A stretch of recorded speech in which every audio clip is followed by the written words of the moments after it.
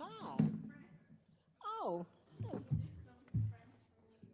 oh, hi, friends from New York. I wonder what Darcel was like.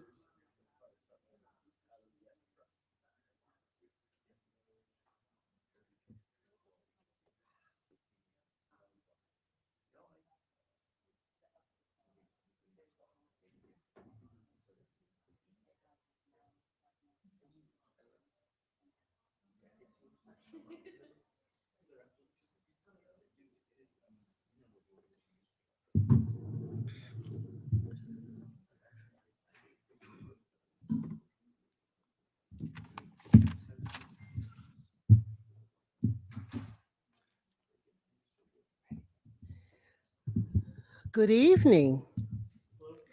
Hi, everyone. Good evening, and welcome to the Enoch Pratt Free Library. My name is Vivian Fisher, and I am Deputy Chief of the Pratt Library State Library Resource Center here at the downtown branch. This evening, it is with great pleasure that I introduce to you our guests, Kevin Hazzard and John Moon. Kevin Hazzard is a journalist, TV writer, and former paramedic. His first book, A Thousand Naked Strangers, A Paramedic's Wild Ride to the Edge and Back, was published in 2016. He now writes for film and TV with works produced by Hulu, CBS, ABC, and Universal. His freelance journalism has been published at 99% Invisible, The Atavist, Men's Journal, Creative Loafing, and Atlantic Magazine, to name a few. He is also a sought after voice on emergency medicine, and he resides in Atlanta. John Moon was a driver and assistant chief of Pittsburgh's EMS and a member of the Freedom House Ambulance Service. Moon spent much of his childhood in Atlanta in an Atlanta orphanage before relatives living in Pittsburgh adopted him. He began his journey when he was a 22-year-old hospital orderly when he started training to join Freedom House. He worked for almost 40 years at Freedom House in the city of Pittsburgh. Kevin Hazzard tells the story of Freedom House, which operated from 1967 to 1975. Its historic accomplishments and its unjust and untimely demise. In Hazzard's latest work, American Sirens, the incredible story of the Black men who became America's first paramedics, it is also the story of John Moon, who played a central role in emergency street medicine. Tonight, we will hear about the stories of real-life healthcare heroes, the men from the Hill District of Pittsburgh, Pennsylvania, who uplifted an entire community and radically changed the face of emergency medicine. Please join me in welcoming Kevin Hazzard and John Moon to Baltimore and the Pratt Library.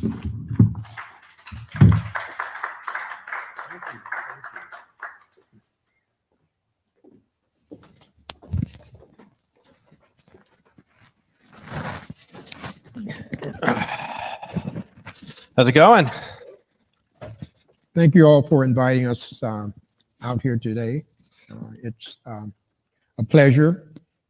It's also my heart's desire to get the history of the first paramedic service in the country out to the general public, out to the world. And it's my goal is to make sure that part of history is not forgotten. And as we go through our presentation this afternoon, you'll see firsthand why I'm so passionate about the time I spent with Freedom House and how it created a system that you all see that's glorified on television nowadays. So without further ado, I'll have my great friend Kevin present his part in reference to the book and what prompted him to write about it. All right. Appreciate y'all coming out tonight. And then for everybody watching on Zoom, great to see all of you. So in order to understand where John comes in and what it was that he was helping to build when he arrived at Freedom House in the 1970s, you kind of have to know where the United States was in 1965. when it comes to emergency medicine. So in 1965, there's this piece of paper, this very short pamphlet that is published, referred to as the White Paper. What that establishes is that paramedics are, although the word paramedic doesn't exist yet, the idea of a paramedic, or the person who would do that sort of work, they're too few to be there when you need them and too unskilled to be of much good when they're around.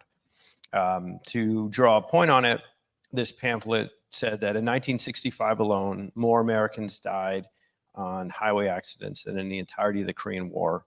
And it also pointed out that you were more likely to survive a gunshot wound in Vietnam than you were in the United States. The reason for both of those things is the lack of any sort of EMS.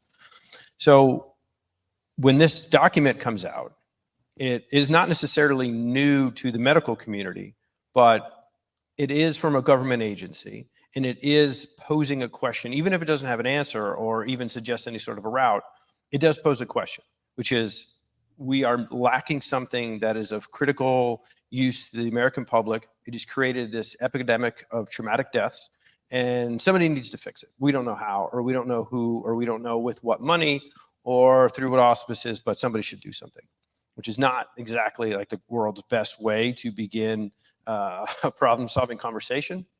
But luckily, one of the people who heard this conversation in 1965 is a man named Peter Saffer.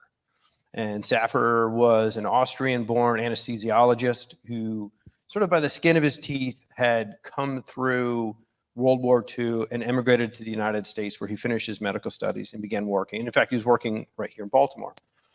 And one of the first things that he noticed was that CPR, as it was then being conducted, was completely useless. You'd take a person who wasn't breathing, you'd flop them on their face, and you'd press on their back, and you kind of like flap their arms like this.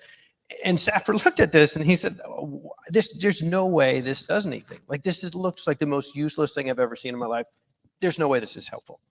And in fact, I'm so certain that it's not helpful that I'm going to record a bunch of volunteers who I will sedate and paralyze and let them lie lifeless on the floor and keep them alive with this ridiculous turkey flapping thing, just so you all can see just how bad it is. But as a counterpoint, he said, I have this other idea. As opposed to the rolling over and the flapping of arms, I'm going to breathe expired air into somebody who's not breathing. And at that time, there was this concern that carbon dioxide that you breathe out was going to be, was going to go into your patient and it would kill them. So there was this, great deal of concern about what he was doing, and so a little bit of pushback because nobody really believed that what he was doing is right. But Saffer persisted. So at the time he was working at Baltimore City Hospital, and they didn't operate on the weekends. So he had operating rooms at his disposal. He recruited a bunch of volunteers. Their job was to be sedated and paralyzed for 8 hours at a time over the course of 40 different studies, and during which he would allow them to fall, their oxygen levels to fall dangerously low. And then he would try to keep them alive using a method that they already knew, that these volunteers already knew was not working. I mean, it's just the world's worst sales pitch. I mean, what kind of an idiot would say yes to this? It's mind-blowing. I mean, nobody would say yes to this. But people who believed in him and his idea and what he was trying to do, they said yes, because they knew he was right. So he said, and then once that proves to be possibly fatal, once I have it documented that you are in fact dying in the course of this study, then I'm going to trot in a bunch of Boy Scouts, and I'm going to give them about a 30-second crash course on how to do rescue breathing, and they're going to keep you alive for the rest of this test. And so he did it, and he recorded it, and then he brought all of his statistics out, and he put them together in a paper, and he published them at 1959. And the world realized, oh my gosh, there it is. It's rescue breathing as he proposed it, worked. He pairs that with chest compressions, and then in sort of one fell swoop, you have CPR. So this is the sort of like maverick genius that, I mean, bear in mind, this guy's 35 years old. He's just arrived in the United States. He's a practitioner of a field, anesthesiology, that is so brand new that most people don't know what it means. Most hospitals do not have an anesthesiology department. This is not someone with the backing of a large hospital system or, the medical community behind him. He just took it on his own to do this incredibly audacious task, and in so doing, changed the way lives are saved throughout the world to the end of time. And he could have retired right there and had a wildly successful medical career, but that's not the way those sort of people are wired. So he moves to Pittsburgh, and he was there to start an anesthesiology department at the University of Pitt.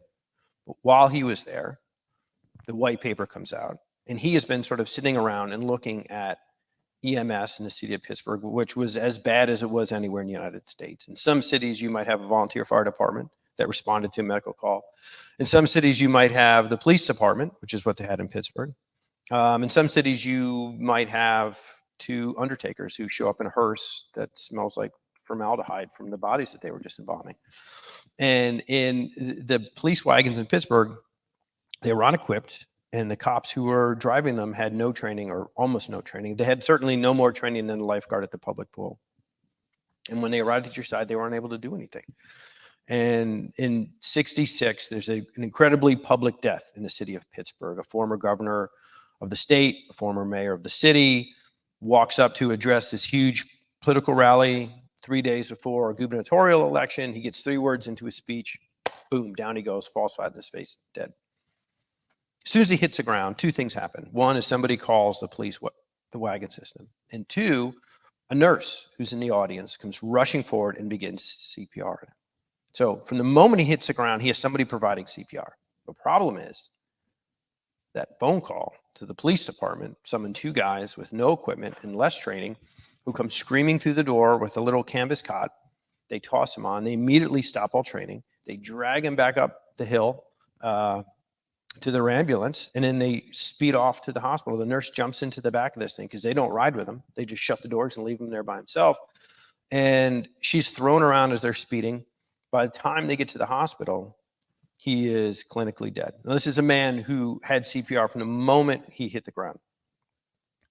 So within 30 or 40 minutes, doctors are able to restart his heart. They're able to get him breathing. They're able to reestablish his blood pressure, but he is brain dead. And the reason he's brain dead, of course, is this huge window of time from when the police arrived at his side and nudged the nurse aside, right up until the moment when he arrived at the hospital. No treatment being delivered in that time period, and so he's brain dead. Well, the doctor who received him that night was Peter Saffer. So literally the one person who has done the most to make sure this thing never happens was the recipient of this having happened. So Saffer sits down and he devises what is the world's first paramedic program. It's a 9-month training program that is intense as anything that you would take today. Once students were done with the classroom portion, they went to the OR, the ER, the ICU. They went to the morgue to witness autopsies. They went to OB. At least the plan was for them to go to OB to witness and take part in delivery of babies. He then redesigns the ambulance. He gets rid of the paddy wagons. He gets rid of the little vans that the fire department was driving. He gets rid of the hearses, designs the modern ambulance as we have it today. Quite literally, if you open the back door of an ambulance today, that layout was conceived by a single man in the mid-1960s. So Saffer now has this wonderful training program. He has this ambulance. He has all these ideas for drugs and material that he's going to use to save lives. The problem is he doesn't have any people. Well, across town, there's a neighborhood called the Hill District. And a very short version of a long story, the Hill District is a place that was sucker punched by fate. And by the mid-1960s, had slumped into despair.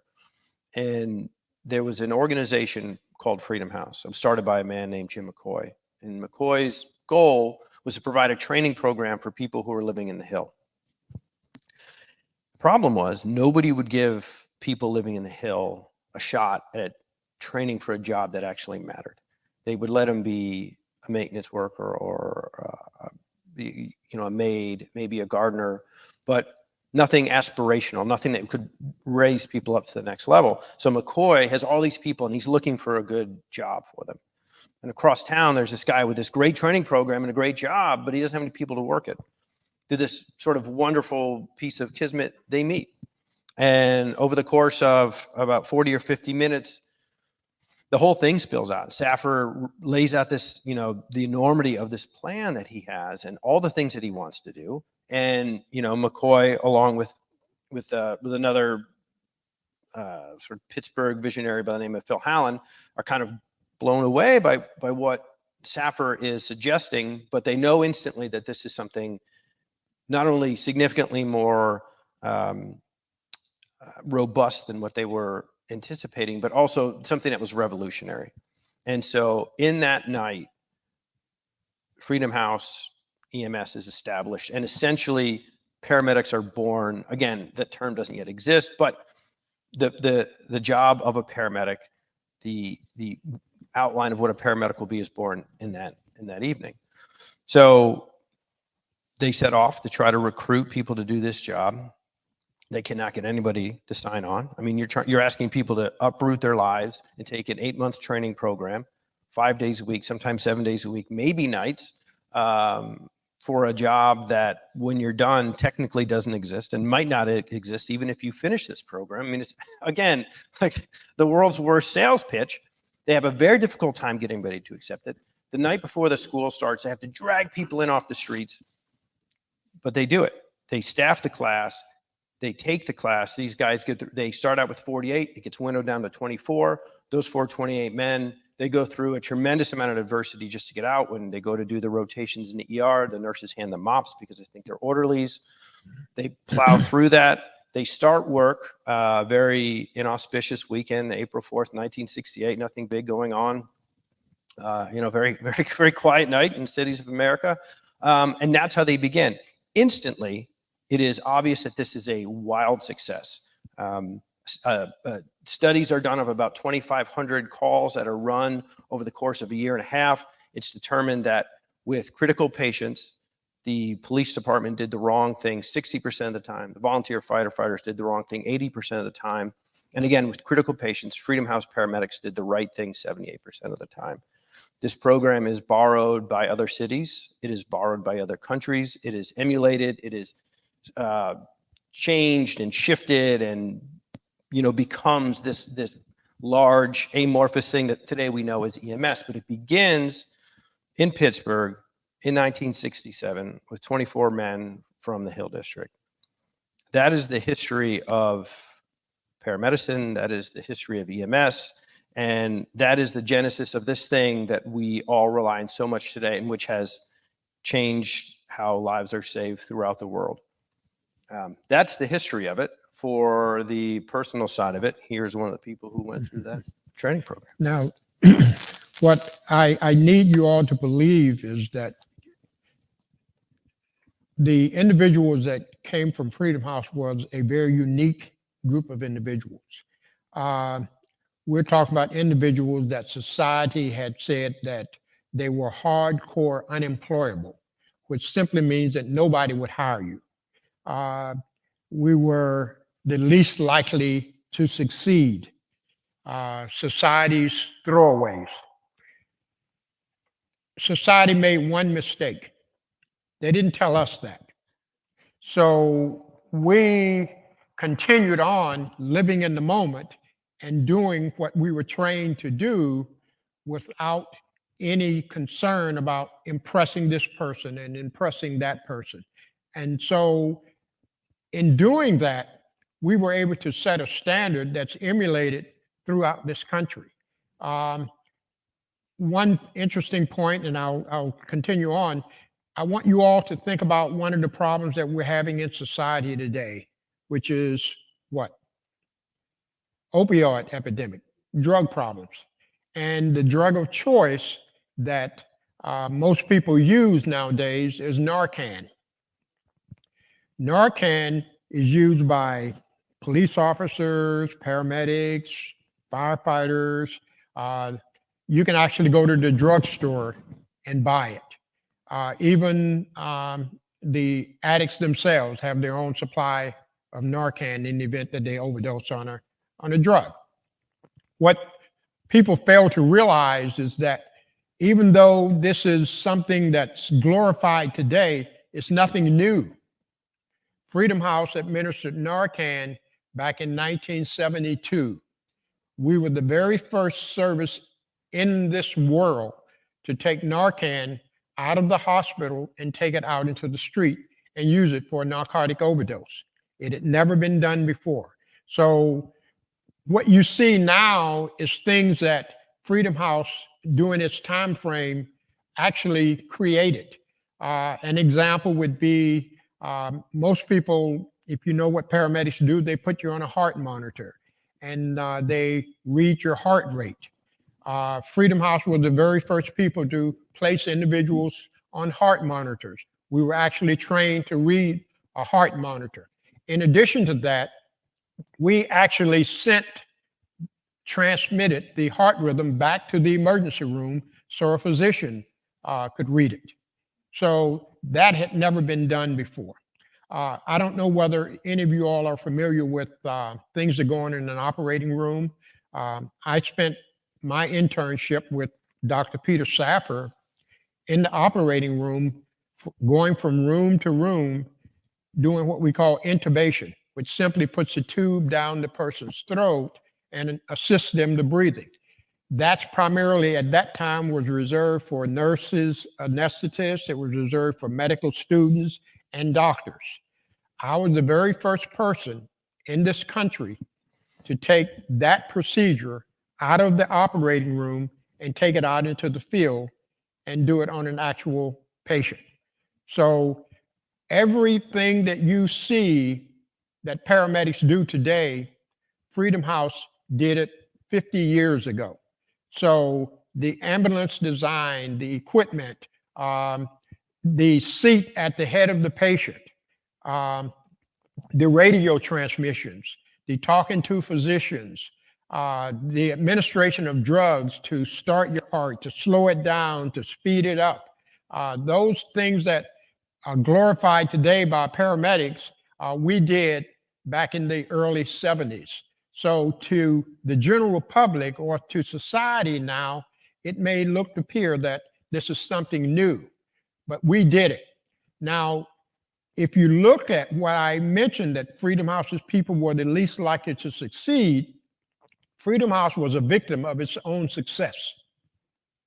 And by that, I simply mean we were so successful that we were not allowed to expand into other neighborhoods. We were primarily restricted to our own neighborhood, the Hill District, and the Oakland area of the city of Pittsburgh. We established a relationship with the city of Pittsburgh, so we had a contract with them to handle the downtown business district. But our service area was primarily our very own neighborhood, which in today's vernacular, you would call it an underserved neighborhood. Back in the 60s and 70s, it was called the ghettos. So if you lived during that time, there was various problems that existed. The police was the primary concern as far as transporting you back and forth to the hospital. You couldn't get a cab to come into the Hill District. You couldn't get private hearse or anything. So the community itself was kind of shut off from the rest of the city. And as a result of that, the community members decided to start their own ambulance service. Freedom House not only handled emergency calls, but we transported residents from home to doctor's appointments, from doctor's appointments back home, from if you were discharged from the hospital, we took you from the hospital back to home. So everything that had to do with transportation in the medical arena, Freedom House did back in the early 60s and early 70s. And I mentioned we were a victim of our own success. So that continued up until 1975. And during that time frame, the municipal government decided that they no longer wanted to include an entity such as Freedom House in their plans. And I mentioned earlier that we had a contract with the city. The city of Pittsburgh decided not to renew that contract, which was roughly about $50,000 a year. Back then, that was, a lot of money because it paid our employees and things of that nature.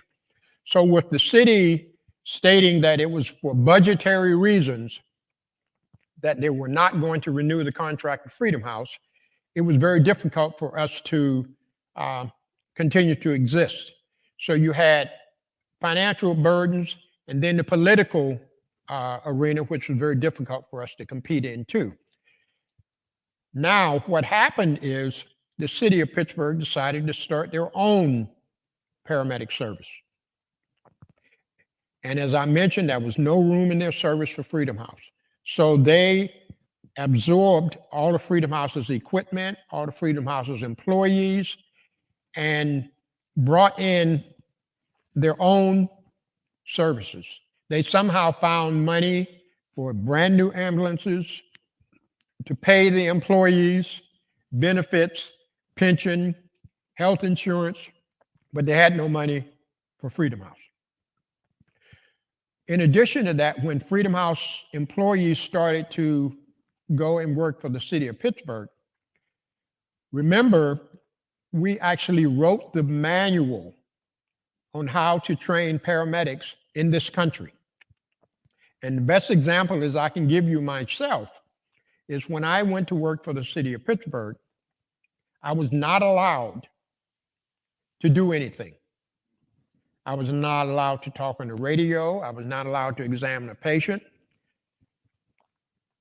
I was the third person on a two-person crew. They refused to accept all of the training. They refused to accept my experience. They refused to accept any of my knowledge. And that continued for a couple of months until something happened. We went to a patient's home and we found an individual lying on the couch that was unconscious, not breathing, and his heart was not beating. And remember, I'm the third person on the crew that's not allowed to do anything.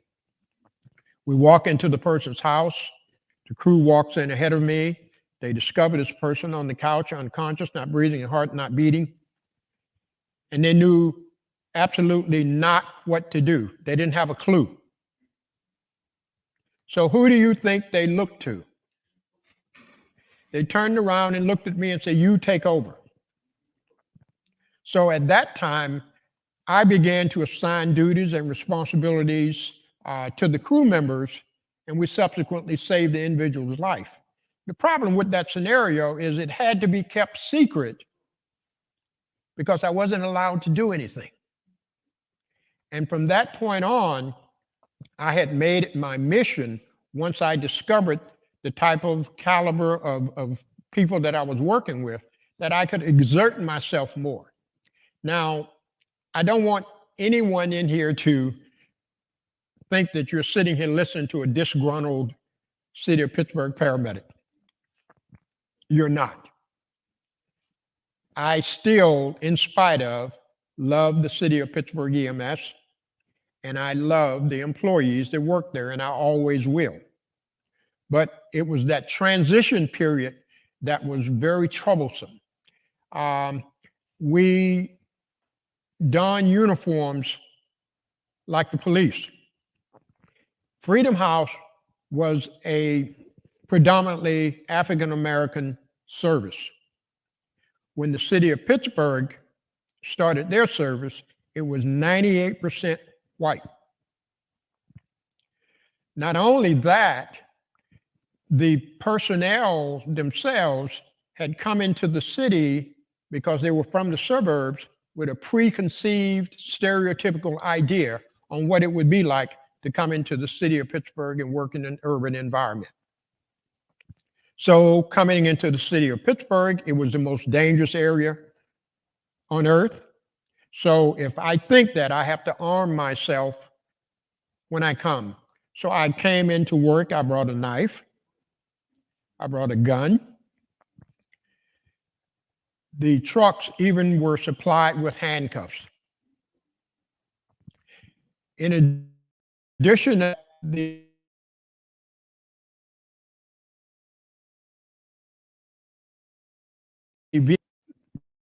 normal person would think you have a flashlight,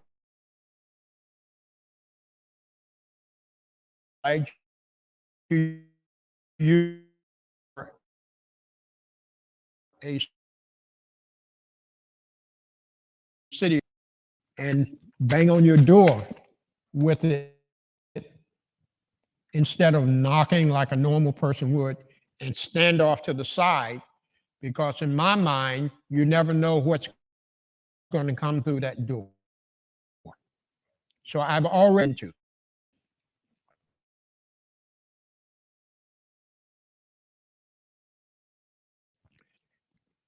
I was programmed to think that in order to go to, say, an underserved neighborhood, let's say the public housing complexes, which I'm sure every state in America has them, you're not going to get sick people there. The only type of domestic violence, someone is shot, or someone that is sick and they don't have a clue as to what's wrong with them. If you wanted something like a stroke or a diabetic or a heart attack, you would have to go to one of the affluent white neighborhoods. Our personnel were pre-programmed to think in that fashion. So what you have here is a service, number one, that had an authoritarian type of mentality, because our uniforms were no different than the police. And it would be not out of character for an ambulance to roll up beside you and say, you ran through that stop sign. Didn't you see it? But it was a paramedic that told you that. That's the type of mentality that the people had at that particular time. So you take all of that and incorporate it into a particular service, and you have to look for ways to change the mentality of the people. And unfortunately, while I was there, I made myself a promise that if I ever got into a position to make a change within the department, I would devote the rest of my career to doing that.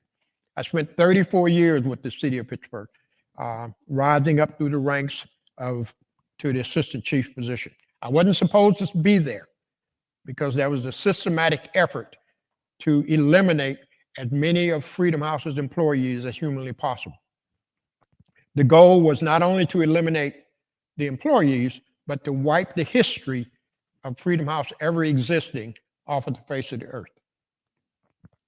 And one of my goals is I was not going to allow that to happen. And I took strategic ways in order to do that. And as I went up to the ranks, I noticed that the department had not hired any people that looked like me. We went 10 years without hiring an African American,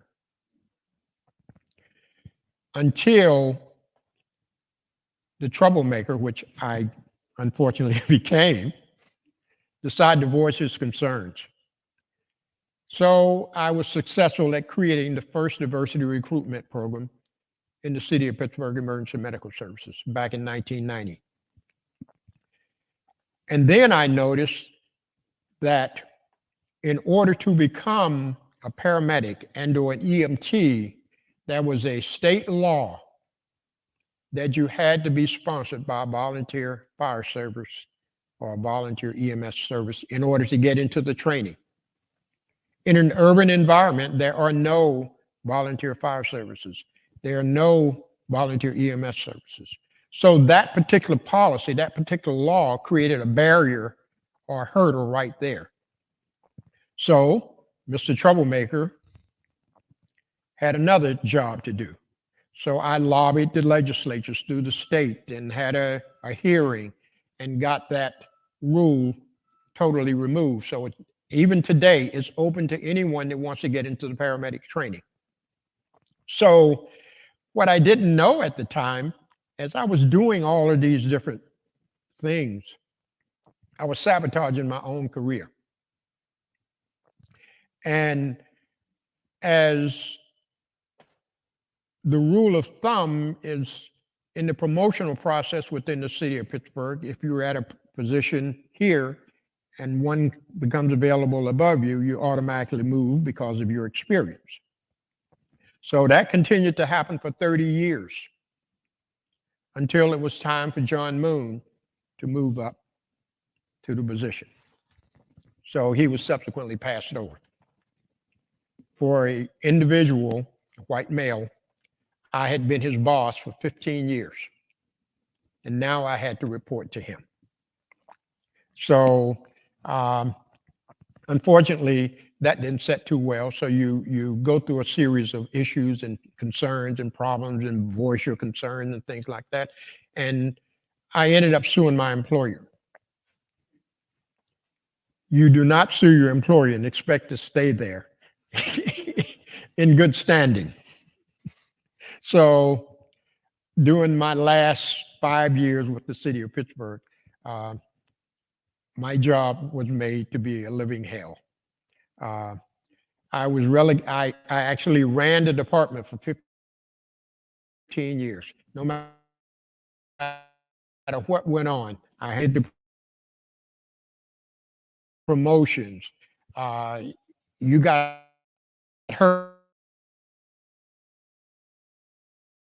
on the job, you had to report to John Moon. Anything that had to do with Pittsburgh, I was relegated, had been taken away from me. So that made it my life's mission to keep the history of Freedom House alive, to make sure that no one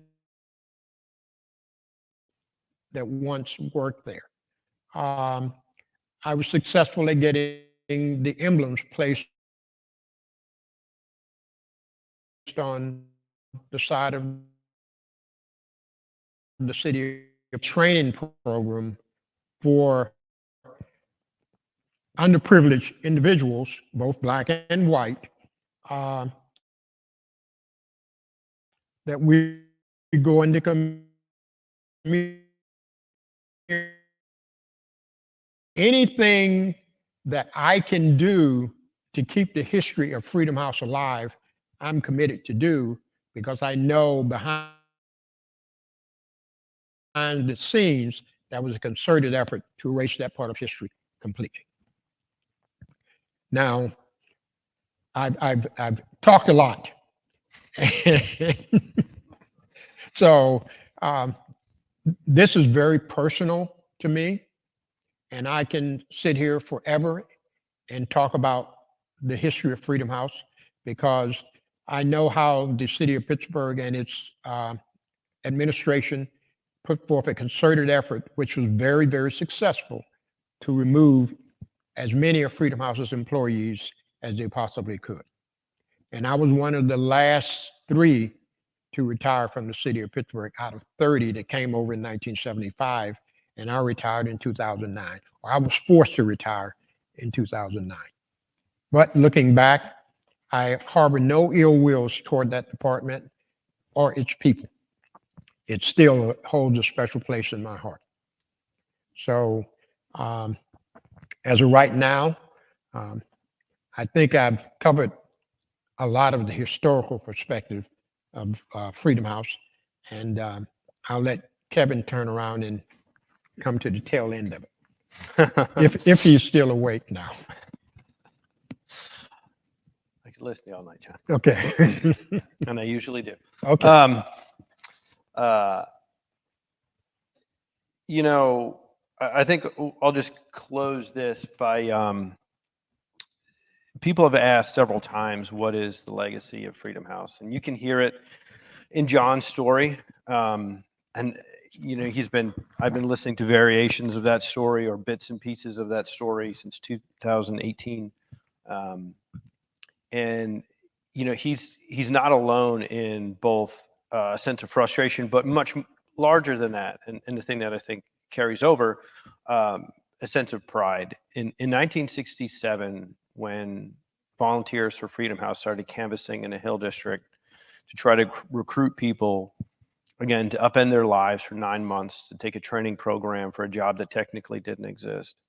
The reason that they stayed and didn't just turn around and walk out the door was that they saw in this weird job and this strange thing and this new branch of medicine that was just being formed, a way for the world to finally have to reckon with them. They saw in it a way to be seen. They saw in it a way to be heard. They saw in a way for the world to look at them the way that they looked at themselves. I don't think anyone at Freedom House felt they needed to prove themselves to themselves. They wanted the world to see them the way that they viewed themselves. And if you listen to their stories over and over again, what every person will tell you is, I didn't know what a paramedic was. I didn't know what an ambulance was. I didn't know anything about medicine. I'm not sure I even cared about medicine. But this was a way that I could make my mother proud. This is a way I could show my grandmother what I could do. I had a child at home, and I wanted the child to look at me the way I looked at that child. The legacy of Freedom House is 24 young men in 1968 stepped into an ambulance for the first time and brought the world a new way to save lives. And for that, I think we all owe them an eternal debt of gratitude. Thank you. Does anybody have any questions? We have time for about 15 minutes of questions. Anyone has any, please direct them to the microphone. We have a nice virtual audience online. That way they can hear the question.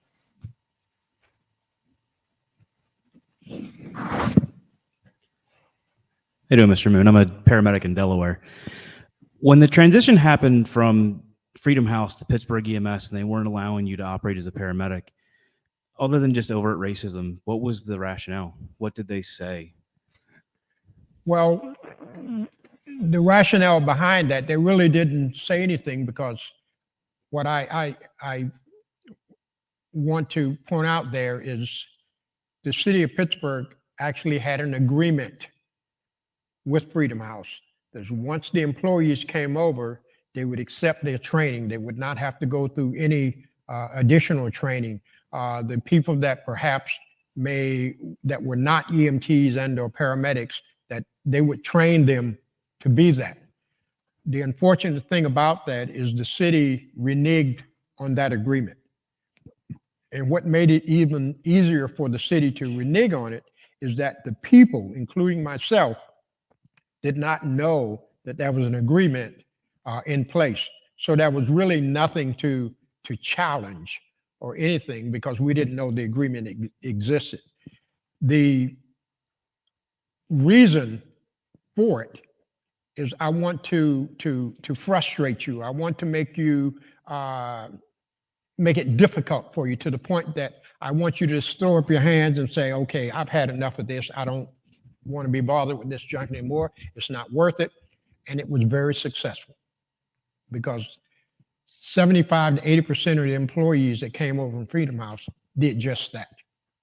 So we were actually put in what I would call a survival of the fittest mentality, that an individual can only tolerate so much abuse, for lack of a better term, and so much browbeating, and we were constantly going through testing and testing and testing. And I was already a paramedic, but I couldn't be utilized as one.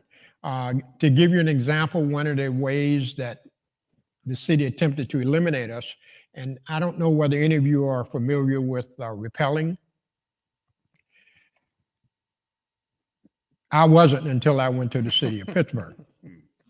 So in an effort to put me into a state of mind where nope, I'm not jumping off no bridge, I had to climb over the railing of a bridge, tie my own knot, and just fall back about 100 feet down. I rappelled.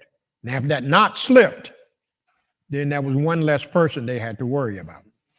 So that was one of the ways to try and put you through a mindset that you can't handle it anymore. But once I discovered that, I was determined that I was not going to allow anyone that worked there at that time to prove to me that I couldn't do the job. And so I exerted myself on a continuous basis. It's worth noting, and a lot of people who switched over from Freedom House to the city have similar stories. That history was full of acrimony. The relationship between the city and Freedom House had been contentious since 1970. So by 1975, there was a lot of bitterness, and I think a big part of it was the city had a lot of resentment toward the people of Freedom House, and they wanted to go. Good evening. I have a question to ask you. Looking now that we're in 2022, between now and the Freedom House, as up to this day, have you seen any type of transition changes since you decided to retire? The answer to that question is yes, even though it's not to the level that I would have liked it. I can only talk to you about the city of Pittsburgh, and I can tell you that there is no diversity recruitment program that's presently there. There is a 4% African-American representation within the department. Right. However, despite all of that, the Pittsburgh EMS is the only department in the city of Pittsburgh that has never had an African-American to manage the department, an African-American chief. So right now, we have the first African-American deputy chief who's a female.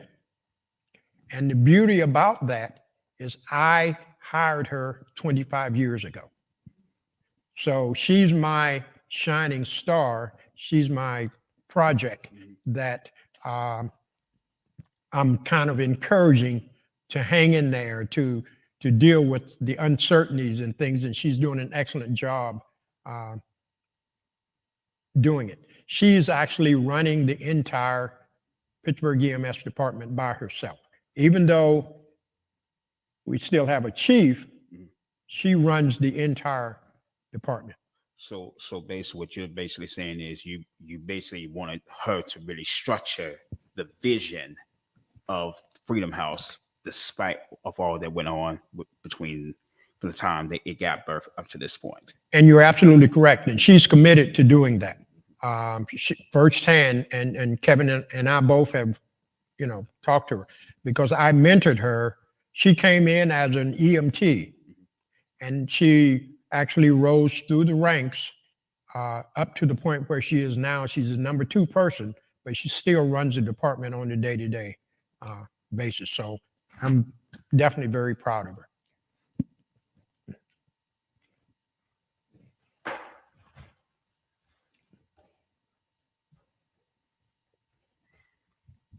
Mr. Moon, Kevin, good evening. Yes. Mr. Moon, I am not involved in this industry whatsoever, but I'm an old college buddy of Kevin, so whatever he writes, I read.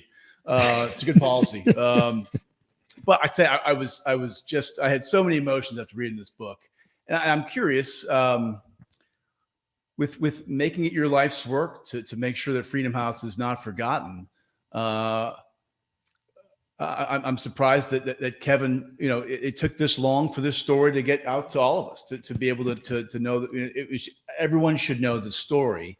And I'm just curious if there were roadblocks you hit till you finally got to the right guy. But I think probably it took longer than you probably wanted it to, I'd imagine, to get this story out to all of us. You're absolutely right. Number one is we finally got the right guy. There were a number of ill-fated attempts that were thrown out to the general public to try to let people know about Freedom House, but they were self-serving. And since they were self-serving, they became unsuccessful. So an example would be, I'll take 3 of you all and we'll go to Florida to an EMS conference for the weekend, and you can stay in this hotel, you can get as drunk as you want, and then once you find time to do that, we'll talk about Freedom House. So the difference is there's more of a commitment from Kevin as well as myself to make sure from a historical standpoint that the history of Freedom House, the legacy that Freedom House left, remains alive. And you're absolutely correct. It took a lot of time, and it also took the right person. So right now, you're looking at the right person, even though he's a good friend of yours. He's the perfect individual to get the word out. Number one, the book I think is I know is near and dear to my heart. Not because it talks so much about John Moon and things like that, but it gets the story of Freedom House out there, and that's what I want the world to try and understand. I may have mentioned if I had my way, every EMS training program in the country would have to undergo the history of EMS, which would include Freedom House. Every paramedic orientation program, you said you're from Delaware, you hire new people. Part of that orientation would be about the history of EMS. Okay, great. So there's wonderful, there's various ways to try to keep that part of history alive. One thought I had, sir, was, I should be able to go to Pittsburgh right now and go find the Freedom House Museum in the Presby, right, with all of your histories, right? I mean, I think that should be, it seems like this should be something that should, EMS is a huge, I don't know how many people are in it, but I mean, every city, it's grown obviously immensely as it should have, thanks to what you've done. But I mean, this seems like it should be the heart of Pittsburgh here, that this story started there. And, what an inspirational story that Kevin's been able to put on paper, and courtesy of you and your shipmates back there in the late 60s and early 70s. It was just one takeaway of what I'd be a museum I'd go to if I made my way to that fine city in Western Pennsylvania. Thanks for your time, sir. Yeah. And the important part about what you just said is the unfortunate component of what you said is that it's not. You have a Heinz History Museum, and there's a nice display there, and I put a lot of memorabilia in there and stuff. I worked to get the emblems on the side of Pittsburgh EMS's units, and even today, as I see one, there's no emblem on there. So I'm kind of forced to revisit that issue. The diversity issue is still being looked at. I'm part of a task force now through the University of Pittsburgh that consists of EMS physicians as well as paramedics to try to improve the diversity within EMS physicians ranks, because that's a specialty now, as well as the paramedic ranks. So in 2 weeks, I'll be doing a podcast with a group of EMS physicians to discuss those issues. So you're absolutely correct. It should be, but unfortunately, it takes effort like this in the book and things like that to recreate or revisit that issue. Because if it wasn't done in this fashion, wouldn't have happened. I mean, it is a story that has been waiting to get a larger audience since before I was born, and there are people quite literally who have died waiting for their story to be told. I spoke to a woman whose husband died. He was among the first class, and she said, "Look, I don't care who you are or what you do, just tell the story, because I just want people to know what my husband did." The people who were there deserve to have their story told. And so I think for all the obvious reasons, the story has been overlooked for a very long time. But I think the world is at least at a point where they're willing to listen. And so that's a good place to start.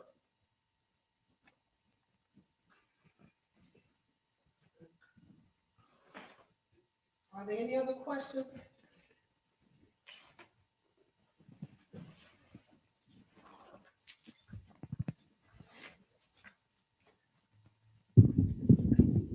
I think there does need to be a museum, and what are the efforts that it will require to get that started? Because I think that is important, particularly for the history of the EMTs in Pittsburgh, and for not only that, just for for African American history, so that it would not be lost as something that is crucial and as important as what you all did to change the face of emergency medicine?